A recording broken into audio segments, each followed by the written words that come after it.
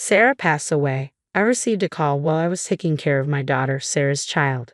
According to the police, Sarah and her husband Spencer were hit by a car while crossing an intersection, and soon after, they passed away. The sudden news left me in shock. My heart raced and I felt dizzy.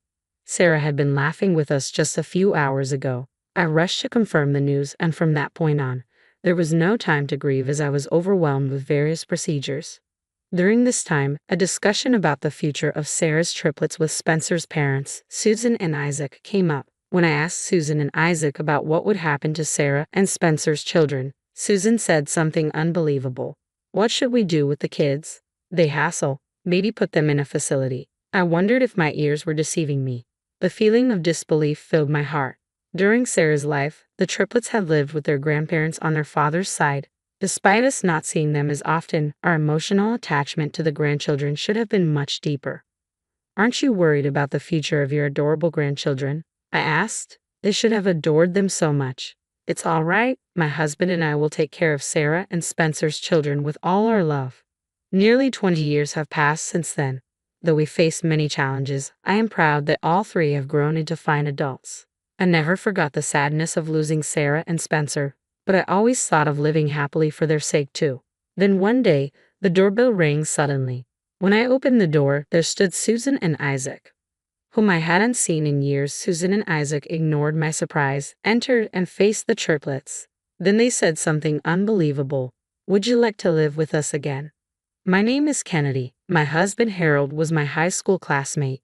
We started dating then, and got married after becoming working adults.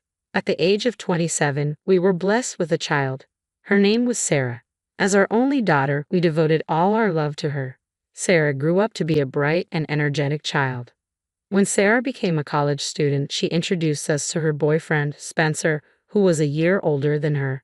One day, she approached us with a request. "Mom, I'd like you to keep the end of this month, Sunday, free. Dad too. We have something we want to discuss. It's about Spencer and me." The end of this month? Sure. Harold has the day off, so that's fine. But what's it about? "I'll explain everything then. Sorry, but please make sure you're free that day, and tell Dad not to go fishing." I was curious about what was going on, but Sarah wouldn't say more until the day. Lost in a whirlwind of thoughts, I awaited the day. When it finally arrived, Sarah mentioned that the discussion would be at Spencer's family home, which I somewhat expected. Such occasions where both families come together to talk are rare after all. Never having met Spencer's parents before, my nerves were barely concealed as we made our way to their house. "Nice to meet you. I'm Spencer's mother. Please come in." "Nice to meet you. We appreciate your hospitality." We were greeted by Spencer's mother, Susan. My nervousness only grew with Susan's monotone voice, as it did seem very welcoming upon entering their house. It was clear from the start that something was off. Spencer's father, Isaac, and Spencer were already seated, and an uneasy atmosphere hung in the air. We sat down in front of Spencer's family, ready to listen. Slowly, Spencer began to speak. "Sarah and I are expecting a child. We apologize for the sudden news, but please allow us to marry and have this child." Despite his nervousness, Spencer made sure to look us in the eyes as he spoke. They were not yet married, and both were still students. You could tell he expected opposition. His voice trembled slightly. After Spencer finished, silence ensued. Gathering my courage, I voiced my concerns about them proceeding with the pregnancy. "Do you understand what it means to have a child? What about school? How do you plan to support yourselves? You've never worked before. It's more challenging than you think." Following that, Spencer's parents, Susan and Isaac, also opposed the idea, deeming them too young. "Don't be ridiculous. You're still children yourselves, talking about marriage and a baby. Who do you think has been paying for your education, you ingrates?" Their words were a torrent of anger. However, Sarah and Spencer's determination was much stronger than expected, unwavering in their decision to have the baby.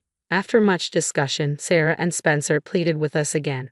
"Please, we've talked about this over and over, promising to overcome any hardship together. Please." Hearing Sarah's almost disappearing voice stirred something in me. Sarah had always been such a good child, never once demanding, and now, for the first time, she was conveying her wishes to us with all her might. Although I initially opposed, as we talked more, I began to understand the depth of their commitment. I could see their resolve was genuine. Still somewhat anxious, I decided to support their decision to marry and have the baby if that was what Sarah wanted. Sarah seemed relieved by my support, but Spencer's parents remained steadfastly opposed. If you absolutely cannot accept it, then Spencer and I will cut ties. That way, we won't be a burden, right? Sensing the conversation was going nowhere, Spencer quietly made his stance clear. Spencer, isn't that a bit too drastic? Let's think this over calmly. I gently urged Spencer to reconsider. I know it sounds drastic, but if this is the only way, Spencer insisted. Startled by the mention of cutting ties, Susan and Isaac hesitated. They requested a brief consultation and moved to a different location. I caught glimpses of them whispering and casting glances our way from the corner of my eye. After a short while, Susan and Isaac returned, sharing a smug smile before presenting their decision. They would allow the marriage and pregnancy, but with conditions. The initial relief of their acceptance was quickly overshadowed by the word conditions, making everyone but Susan and Isaac tense. The stipulation was that Sarah and Spencer must live with Spencer's parents at their home. Additionally, we, Sarah's parents, were to provide Susan and Isaac with living expenses for Sarah. The thought of Sarah, who had never lived on her own, much less with her in-laws, filled me with apprehension. What's the matter? Any complaints? If you can't accept these terms, then we won't approve of the pregnancy or the marriage. And of course, we'll categorically refuse to cut ties with Spencer. What will it be, Sarah? Susan's confrontational tone caused Sarah to look down. Okay, thank you for your approval, Sarah reluctantly agreed after some thought. The anxious look on Sarah's face made me feel a twinge of sadness. Though my worries never fully dissipated, seeing Spencer gently support Sarah, I decided to keep a watchful eye on them for a while. Soon, Sarah and Spencer proceeded to drop out of college to support their upcoming child. Spencer started working at a company owned by a friend of Harold, while Sarah assisted with piecework and household chores under Susan, her future mother-in-law. Harold, who had introduced Spencer to the job despite having no work experience, did his best to help them adjust to their new responsibilities. Initially, I inquired about his progress out of concern. Contrary to Harold's worries, Spencer was well regarded at his workplace. Spencer seems to be doing really well at work. I'm quite proud.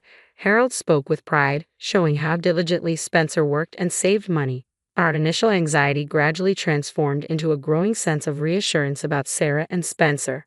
Time passed, and Sarah safely gave birth to triplets. When I first heard it was triplets, I was so surprised that I kept asking Sarah if there was a mistake, a memory that still stands vividly in my mind. I don't know anyone in my circle who has had triplets, and I've heard that multiple pregnancies carry higher risks compared to singleton pregnancies. Amidst these concerns, the days were filled with worry about whether they would be born safely, but the triplets were developing well in Sarah's womb. When they were born, they were incredibly adorable, truly becoming the apple of my eye. Nancy was the first to arrive, the only girl among them. Her eyes were big and beautifully double-lidded, a very charming little girl right from the start. Then came Tanner, the smallest at birth, making us hope he would grow strong and healthy. Lastly was Taylor, who consumed the most milk, making Sarah feel he was robust. Sarah and Spencer cherished their children deeply, and we as grandparents frequently visited Isaac's house to dote on them. After giving birth to the triplets, Sarah started working a part-time job. The following year, Spencer, wanting to provide more for his adorable children, and Sarah changed jobs to earn more, working harder than before.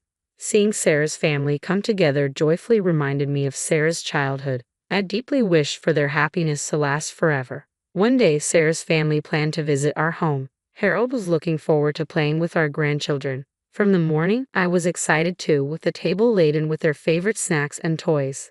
Soon, the doorbell rang, and there stood Sarah, Spencer, and the triplets. Hello, Grandma and Grandpa. Tanner, who was small at birth, had grown into a lively boy. Taylor ran after Tanner into the living room. Nancy, being the only girl, seemed a bit shy compared to her brothers. Seeing Nancy, Harold crouched to her level, offering his hand. Hello, Nancy. There are some sweets over there. Shall we go together? Comforted by Harold's gentle voice, Nancy took his hand and walked towards the living room. Spencer followed them, and Sarah and I walked behind. Unexpectedly, Sarah stopped. I turned around, wondering why she had paused. Mom, there's something I want to talk about, just the two of you. Seeing her unusually serious face, I felt a slight unease. Okay, shall we talk in your room then? We went to the room Sarah used before moving out. Sarah sat on the bed, and I took a seat on a chair. Then, looking determined, Sarah started to speak. Once the kids turn 5, I'm thinking of moving out from my in-laws' house. What's wrong?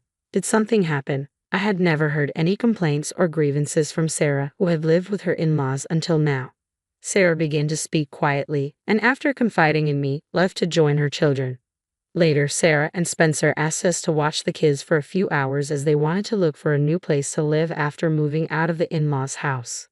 Of course, take some time for yourselves, I encouraged with a smile and a hand on their children's heads. Sarah and Spencer left the house. It had been quite some time since Sarah's family arrived, so Nancy, who was initially nervous, was now engrossed in the toys we had prepared. Tanner and Taylor were playing together with block toys. I was all set to keep them entertained until Sarah and Spencer returned. How many hours had passed since they left? I was starting to worry when I glanced at the clock, and just then the phone rang. A bad feeling washed over me as I rushed to answer it. It was the police on the line. Yes, that's me. Yes, okay, understood. The police officer's voice seemed so distant as I hung up the phone in shock. Harold, sensing something was wrong, came over and shook my shoulder. What's wrong? You look pale. My voice trembled as I explained that Sarah and Spencer had been in an accident. They were hit by a car while crossing an intersection and had died instantly. How could I possibly explain this to their innocent children, still playing joyfully? The mere thought brought tears to my eyes. Harold and I hurried to the hospital to start the necessary procedures and confirmations. Harold's hand on my shoulder was trembling, making the reality all the more poignant. After confirming Sarah and Spencer's death, we were swamped with arrangements without even a moment to grieve. There were endless visits to the police and municipal offices, funeral arrangements, and notifying relatives. At Sarah and Spencer's funeral, friends and Spencer's colleagues mourned their untimely deaths, highlighting how beloved they were. It struck me how fortunate they were to have such a supportive community.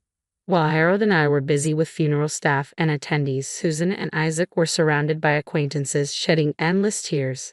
Despite our own sadness, we were just trying to stay strong amidst the overwhelming pain. I muttered to myself, heartbroken during the hectic funeral.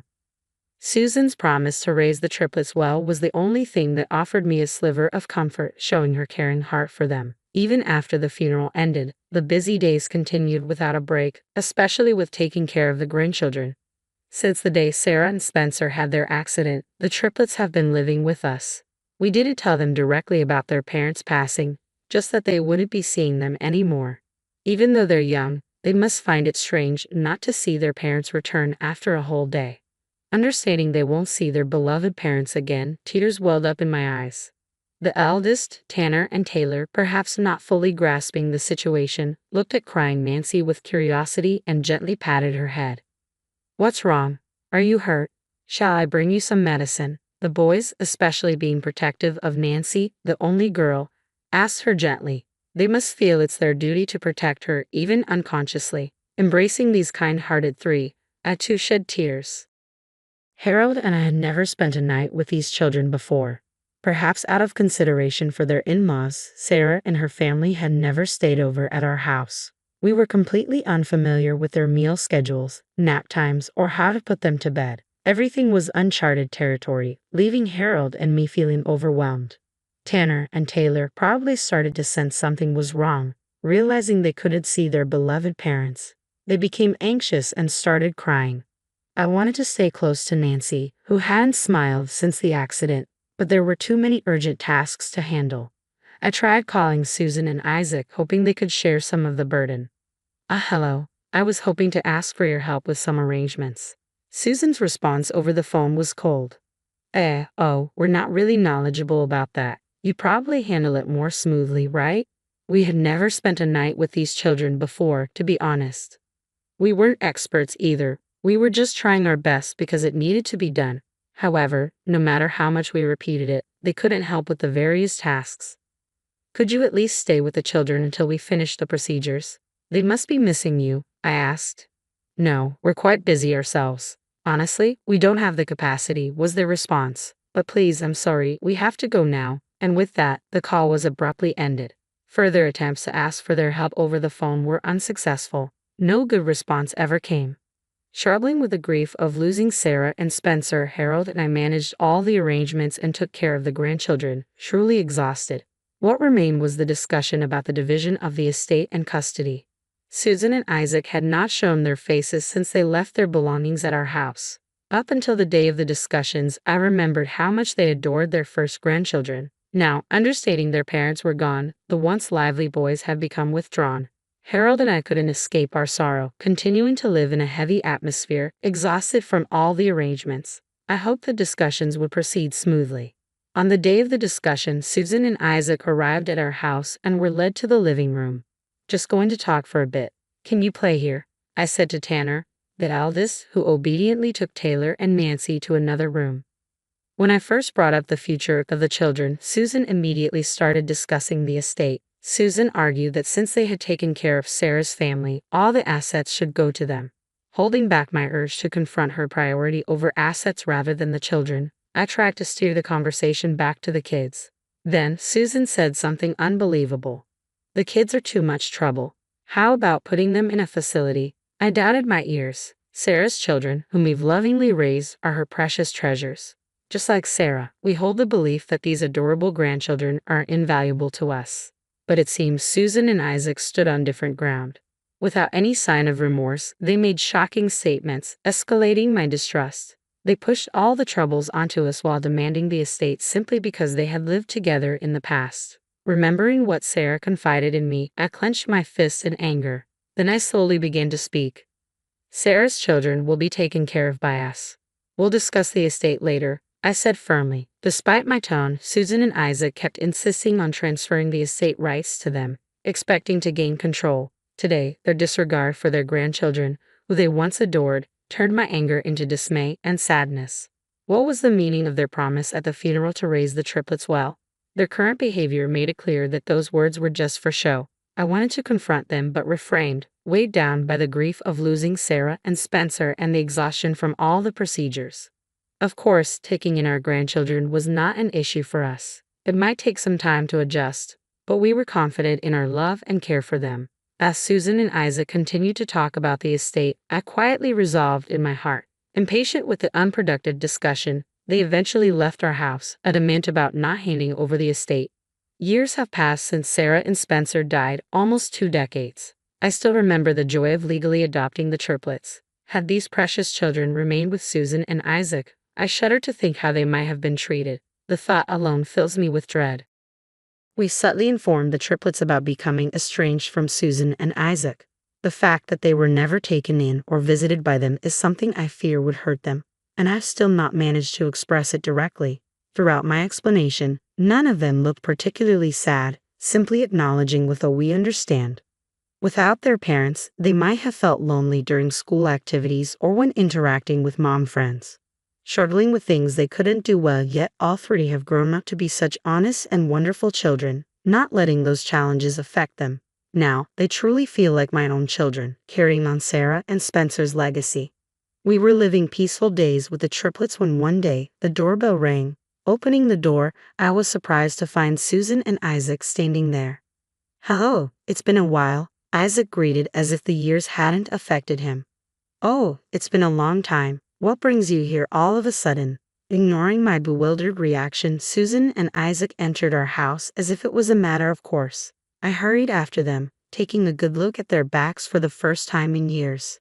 Since then, Susan and Isaac had contacted us a few times about the estate, but they had never once come to see the grandchildren. I had pleaded with them to visit the grieving children, even if just briefly, but busy schedules and other excuses always got in the way, and they never accepted. Our communication dwindled over time, and seeing each other now was truly rare.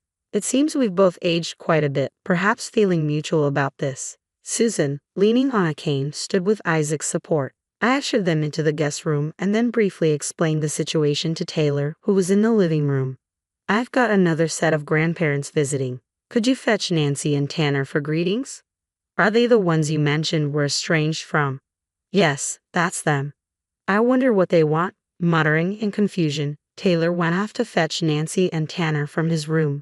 Shortly after, led by Taylor, Nancy and Tanner joined us in the guest room. Upon seeing the grown triplets, Susan and Isaac immediately showed a gentle smile, grasping Tanner's hand warmly. "You've grown so much." As Susan fondly stroked Tanner's hand, I was stunned, but Susan, undeterred by my reaction, made an unbelievable proposal. "Why don't we live together again, like old times?" This unexpected suggestion left everyone but Susan and Isaac wide-eyed. Why now, after all this time? If they wanted to live together, why did they push the triplets away back then? They weren't there when the kids truly needed someone. They hadn't shown their faces for so long. Overwhelmed with too many unspoken thoughts, I couldn't decide what to say first. Without a word from me or the triplets, Susan pressed on. "You know, my legs have been quite bad lately. Isaac's been supporting me, but we never know what might happen to us, right? It would be reassuring to have you by our side."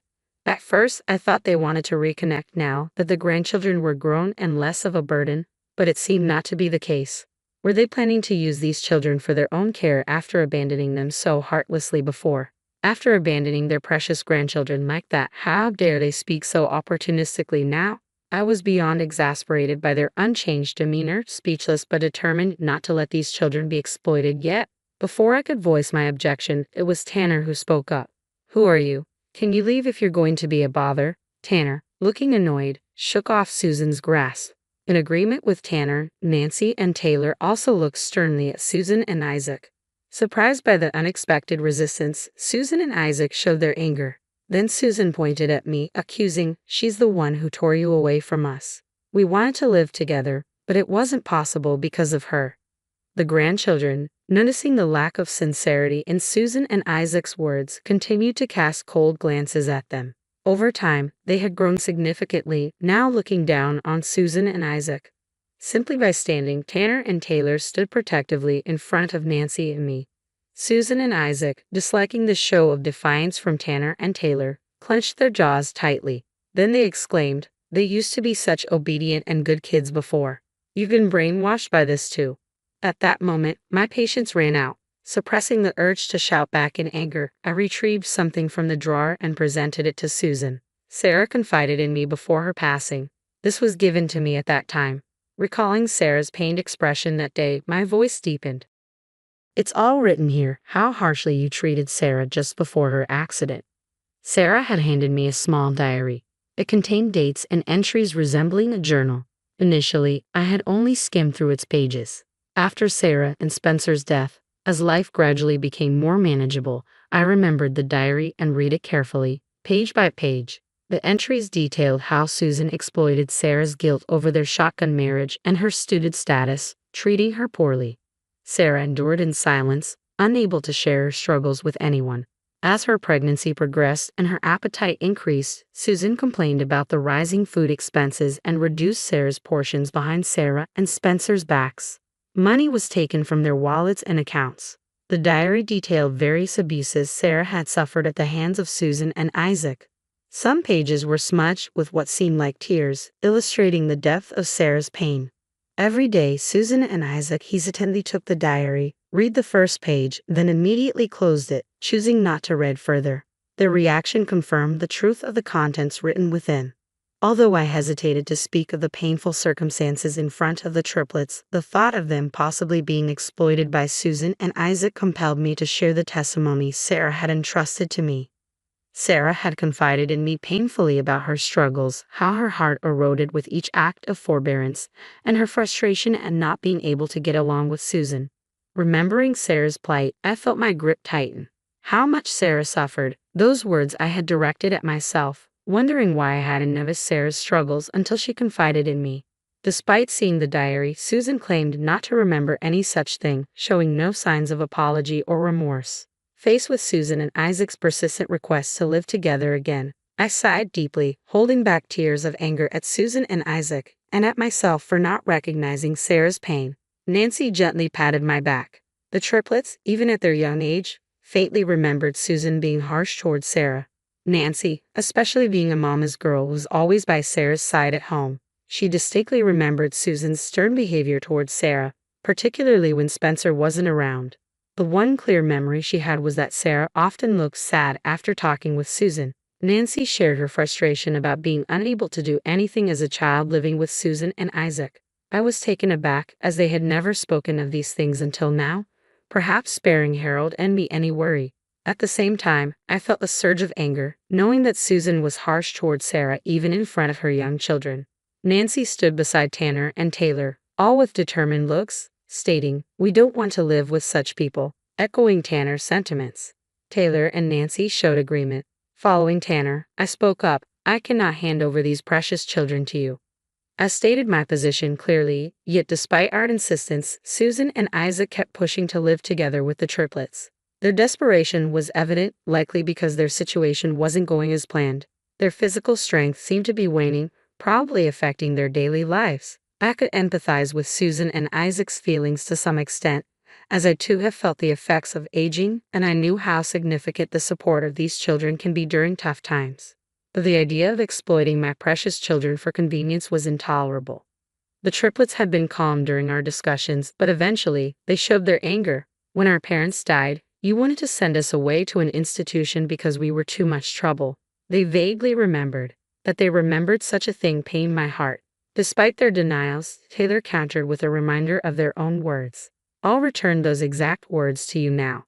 Please leave if you can't handle it. Perhaps you should go to an institution." Following Taylor, Tanner repeated those words. Nancy, showing a strong resolve, also stared down Susan and Isaac.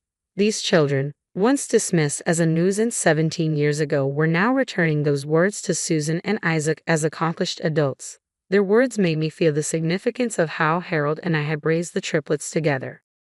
While I felt a sense of clarity, Susan and Isaac's frustration only deepened. It was thought that Tanner and Taylor's words would finally make them give up.